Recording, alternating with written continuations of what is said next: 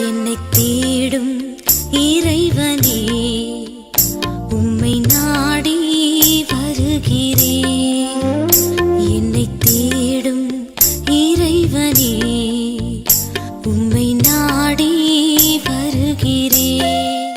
இன்றைய தியானத்தின் தலைப்பு மோசே பஸ்கா. வாசிக்க வேண்டிய திருமறை பகுதி யாத்ராகமம் 12ஆம் அதிகாரம் வசனங்கள் 1 முதல் 17 வரை. மோசே பஸ்கா. விசுவாசத்தினாலே அவன் பஸ்காவையும் இரத்தம் பூசுதலாகிய நியமத்தையும் ஆசரித்தான். எபிரேயர் 11ஆம் அதிகாரம் வசனம் 28. எகிப்துக்கு யாக்கோபின் குடும்பத்தார் 70 பேர் போய் குடியேறினர். 430 வருடங்களில் புருஷர்கள் மட்டும் 6 லட்சம் பேராக பெருகியிருந்தனர். தேவன் அவர்களை அடிமைத்தனத்தில் இருந்து விடுவிக்கும் காலம் வந்தது. தேவன் மோசேயை பயன்படுத்தினார். பார்வோன் 9 வாதைகளைக் கண்டும் காணாதவனாய் மனதை கடினப்படுத்தியிருந்தான். 10ஆம் வாதையான தலையீற்றை சாகடிக்கும் தருணத்தில் இஸ்ரவேலரை அதிலிருந்து தப்புவிக்க பண்ணுவதற்காகவும் வேக வேகமாக எகிப்தை விட்டு வெளியேறுவதற்காகவும் ஏற்றபடி திட்டமிட்டு பஸ்கா பண்டிகையை கொண்டாடும்படி தேவன் பணித்திருந்தார்.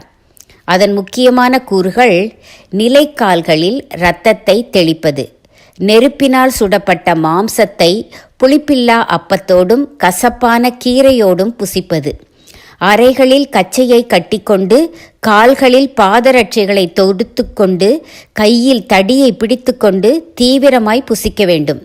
அது கர்த்தருடைய பஸ்கா. இந்த பஸ்கா இன்றளவும் உலகமெங்கும் உள்ள யூதர்களால் கொண்டாடப்படுகிறது.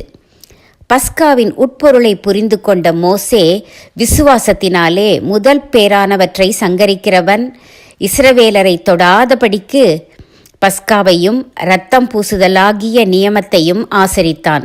எபிரேயர் 11:28. இப்படி இன்றும் பண்டிகை கொண்டாடுபவர்கள் அதன் உட்பொருளை உணர்ந்து அதை நினைவு கூறும்படியாக சில பழக்க வழக்கங்களை செய்யலாம். அர்த்தமற்ற சடங்காச்சாரங்கள் கூடாது. பஸ்கா கொண்டாடும் போது பாதரட்சை அணிந்து கொண்டு கைத்தடிகளோடு சுட்ட மாமிசம், கசப்பு கீரையை புசித்தபடி பஸ்காவை பற்றி சரியாக தெரியாத தங்கள் பிள்ளைகளுக்கு பஸ்கா வரலாற்றை சொல்லுவார்கள். இப்படியே கிறிஸ்மஸ் காலத்தில் கிறிஸ்தவ வீடுகளுக்கே போய் தட்டி எழுப்பி பாடி காணிக்கை வாங்குவதை விட கிறிஸ்துவை அறியாத மக்களை நம் இல்லங்களுக்கு அழைத்து பாடல்களோடு பிறப்பின் இரகசியத்தை சொல்லி வெகுமதிகள் கொடுக்கலாம். பண்டிகைகளை ஆடம்பரமாக அல்ல, அர்த்தமுள்ளதாக கொண்டாடுவோம். பண்டிகைகளை ஆடம்பரமாக அல்ல, அர்த்தமுள்ளதாக கொண்டாடுவோம். தீர்மானம்: எதை செய்தாலும் அதன் உட்பொருளை உணர்ந்து செய்வேன்.